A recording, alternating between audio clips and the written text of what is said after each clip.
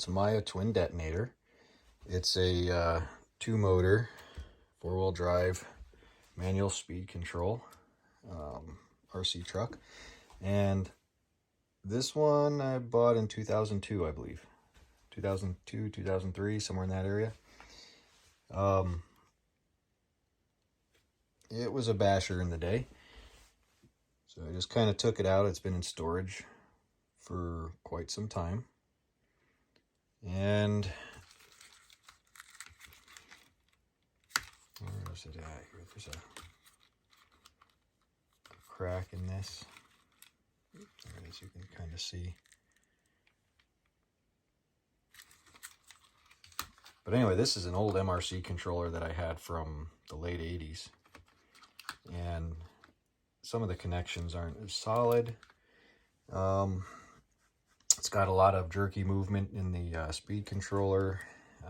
Seems to be related with these signals interfering or something. If I pull the steering one out or something, it seems like it stabilizes and vice versa.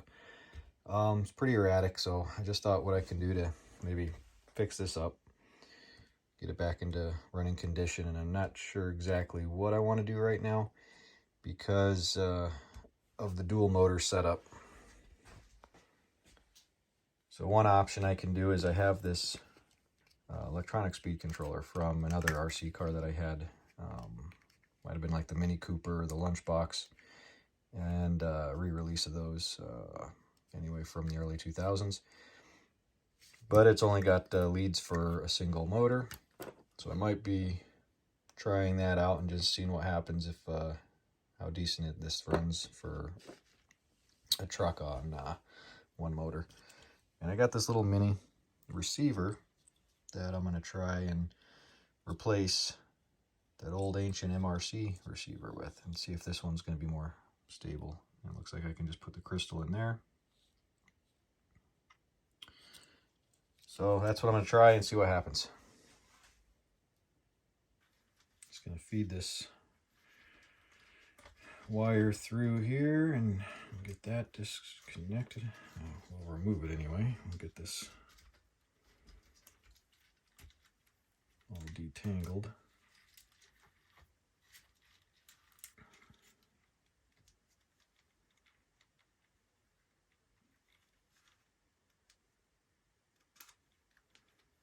All right. The front one looks like it's channel 1. The throttle's on channel 2.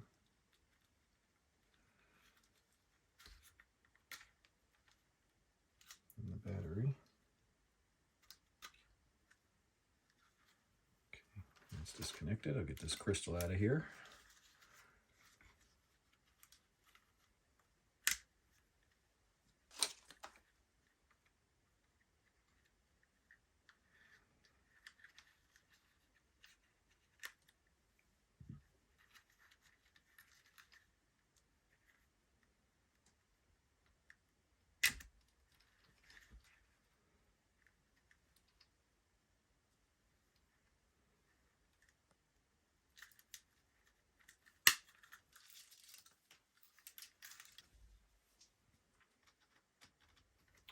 And I will get the speed control actuator arm disconnected from the servo.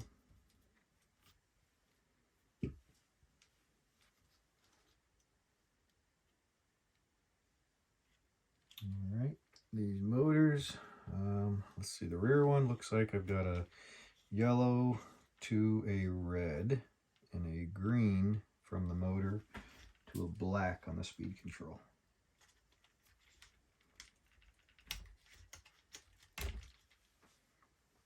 And the front one is a green to green, yellow to yellow.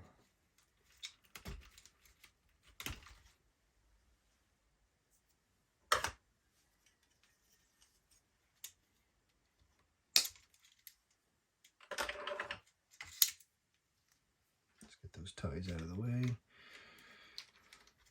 a lot easier to see what I'm doing and moving the parts around. Looks like I've got a couple Phillips screws here we can remove. I'm going to hold the board down here on the controller.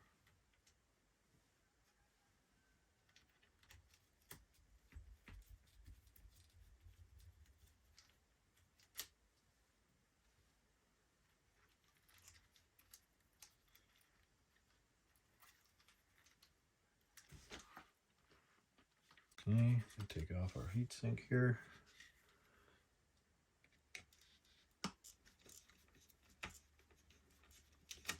Okay. And I was just taking that heatsink off of there, and I was looking at those wires, how hot they got. I don't know if you can see that white one right there. It's pretty crazy. Okay, so everything, I'll just get everything unplugged off of that. Assuming that nothing breaks, because as you can see, there's this thing is just, the insulator is just deteriorated in there.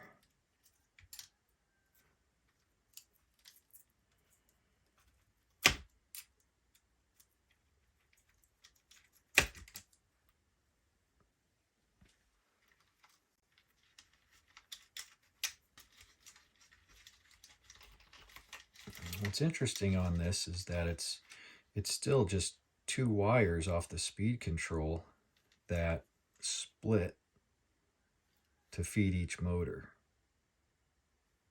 And in my mind, I'm thinking, why can't I just cut this off and splice this onto my electronic speed controller? Would that work? It just needs to feed voltage to it. As far as I'm concerned, and as far as I know, I don't think it's going to reduce the voltage. But that's something I'm going to consider. Maybe not right away for the trial of it, but because I don't know, this speed control, like I said, it's seen better days.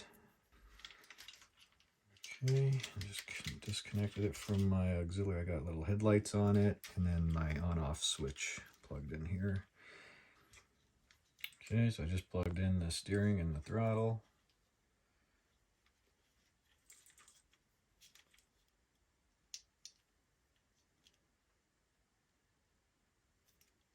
Let's see if the crystal fits here.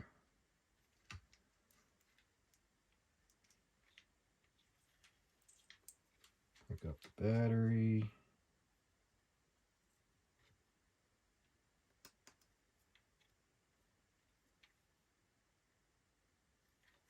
Black to black, red to red. I'm not worried about my lights. Alright, so on this speed controller, it's got its own switch, so I can't use that power for it. You gotta power it. There was a tab here that is not allowing me to go from my speed controller into this receiver, so I just kind of clipped it off and filing it down so it'll fit. The reason to have it is so you make sure your directions are correct, that you're plugging into the proper coded wires.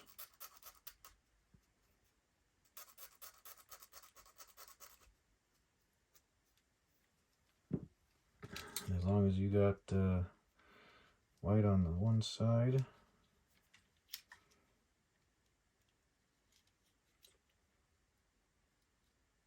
just like so,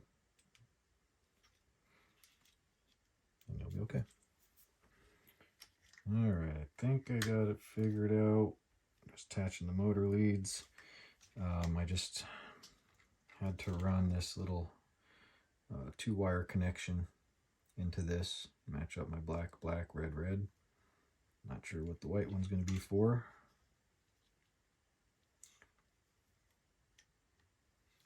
Switches off. Leads are connected to the rear motor. Got power to the receiver. Once I put a power pack on or a battery, I should be able to power up both of those. We'll see. Let's check it out.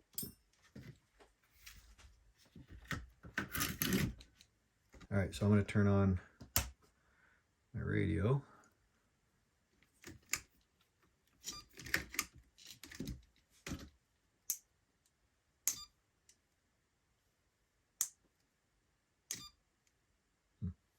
backwards, like off is on is off. Yeah, that's actually working. That's working too. That's interesting. Okay, so I've got my leads reversed, so let me switch those around. Take the power off. Pop the leads, so I want to go blue to green.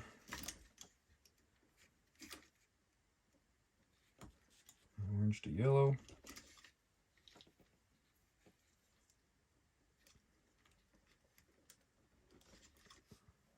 Like that. Let's give it a check.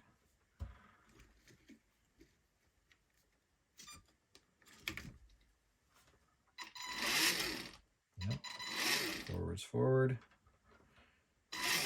Backwards, backwards. Right, it's working nice. Nice and smooth. Reverse is nice. Turn to the right. Turn to the left.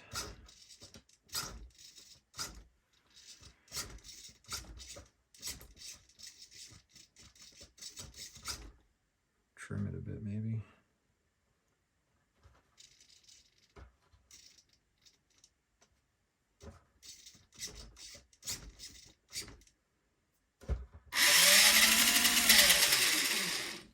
Okay, everything seems to be functioning pretty good. I think I'm going to go ahead and start cleaning some things up, start mounting it, and we'll see where we're at. Alright, so I'm looking at this and I would have to disconnect the front end of the gears, because if I were to travel forward, it's driving both of these against what it needs to. So right now it's actually forcing the motor to turn because of the limited slip in the gearing, where one tire goes forwards, the other goes reverse.